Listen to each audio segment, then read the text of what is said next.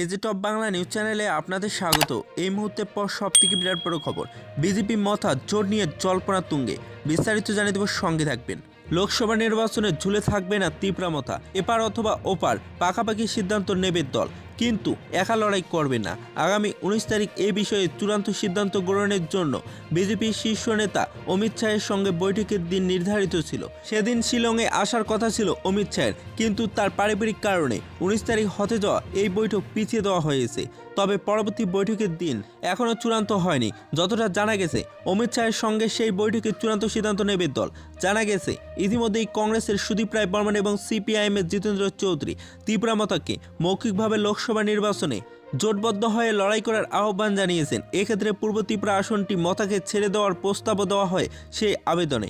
যদিও এই বিষয়ে চূড়ান্ত সিদ্ধান্ত অমিত শাহের সঙ্গে আগামী বৈঠকের পরেই নেওয়া হবে বলে দলীয় সূত্রে খবর। যদিও এই বিষয়ে চূড়ান্ত সিদ্ধান্ত অমিত শাহের সঙ্গে আগামী বৈঠকের পরেই নেওয়া হবে বলে দলীয় সূত্রে খবর। যদিও এও জানা গিয়েছে, বিজেপির সর্বভারতীয় নেতা তথা স্বরাষ্ট্রমন্ত্রী অমিত শাহ তীব্রামথার শীর্ষ নেতা মহারাজা প্রদ্যোৎ কিশোর দেববর্মনকে পূর্ব ত্রিপুরা আসনে লড়াই করার জন্য সরাসরি প্রস্তাব দিয়েছেন। সবটাই দুই দলের সমঝোতা চূড়ান্ত হওয়ার পরেই স্পষ্ট হবে।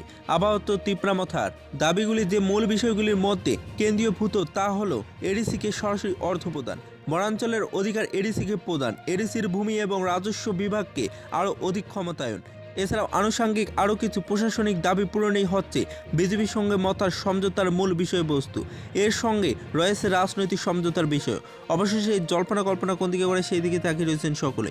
যদি ভিডিওটি ভালো লাগে তাহলে একটি লাইক দেবেন, চ্যানেলে নতুন হলে সাবস্ক্রাইব করে পাশে থাকা বেল আইকনটি প্রেস করে রাখবেন এরকম লেটেস্ট ভিডিও আপডেটগুলি সর্বপ্রথম পাওয়ার জন্য। বিয়ের রিপোর্ট, এজে টপ বাংলা।